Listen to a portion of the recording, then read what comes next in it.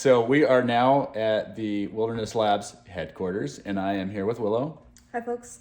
And Willow does our assembly, and we've got our lovely boards back from fabrication. So they came back from JLC PCB, and we are ready to assemble them. So I've got Willow here, and she's going to show us how she makes this happen.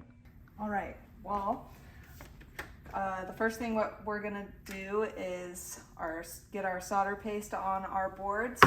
We set up a nice little frame for our board itself with other old boards and projects that we have used.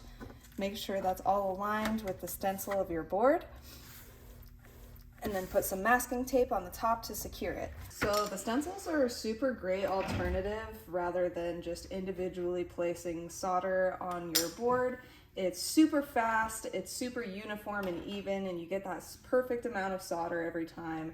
And a stencil is only $7, so really it's a cheap and effective way to get your boards done. Our favorite solder paste that we use is the Chip Quick. We use the T5 version of the Chip Quick solder paste. Solder paste is flux with microscopic solder balls in it, and the T5 meaning it is the smallest solder balls. It causes way less solder bridging when used, and so it's the best for this kind of use. Now we're gonna do the actual smearing of the solder paste. Make sure you have a good amount on your tool. And I like to press down on the stencil itself so that it's completely flush with the board, and then start your smearing. Just make sure that you get it in all the small little holes, you're not missing any parts of it, and evenly spread it all the way across. And then you're gonna slowly start taking off the excess.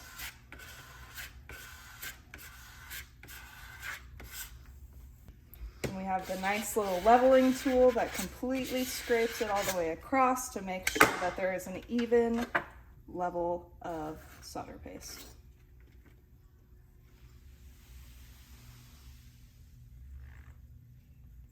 And if you don't have these specialized tools, a spatula will work, anything with a flat surface. It doesn't specifically have to be this tool. All right, so we've got the solder paste on there. It's nice and uniform, and now it's actually time to place the components on the board. So Willie, got any wisdom on component placement? No real magic on component placing. Honestly, it just takes a steady hand and the time and effort to do it. All right, let's do it. With each project, you'll see that we have created a small little audit and bomb for our project. And these are super useful when you are doing hand placing because you can see each component and you can take out the components from the reels and put them next to your part numbers so that you don't get them mixed up, because as you can see we use 0603 for all of these little jelly bean parts, and you want to make sure that you don't get them mixed up. All right, I prefer an angled tweezer so that it's angled down at the board, but we're gonna start placing here. C6.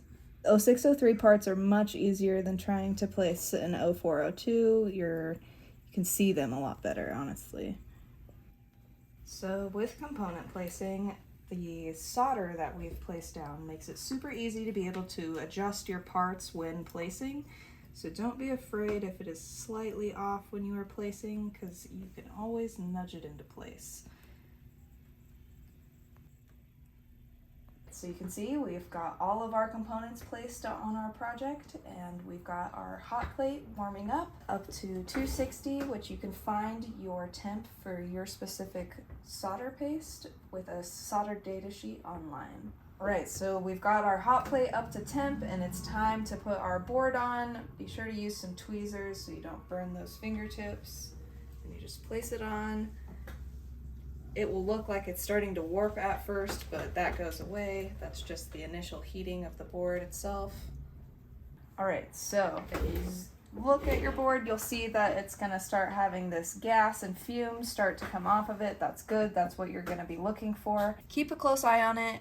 You'll see that it's gassing pretty good, and eventually your solder is gonna start to turn color. You can see on the smaller pieces there that it already has, and you want to be sure that it does that all the way around for all of your big components as well.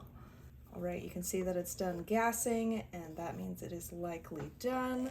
So we're gonna slowly pull this off. We're gonna place it on our silicone mat so it can absorb a lot of that heat. Makes it cool off a lot quicker than it normally would. Now you let it sit until it is cool enough where you can handle it and not get burned.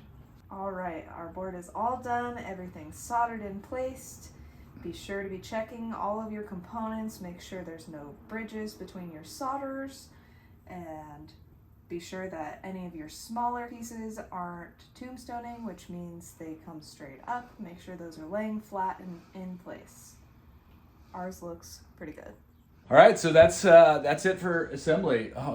Thanks for tuning in. Hope that you saw that it was super easy to spin a board and assemble at home lab with just minimum of tooling.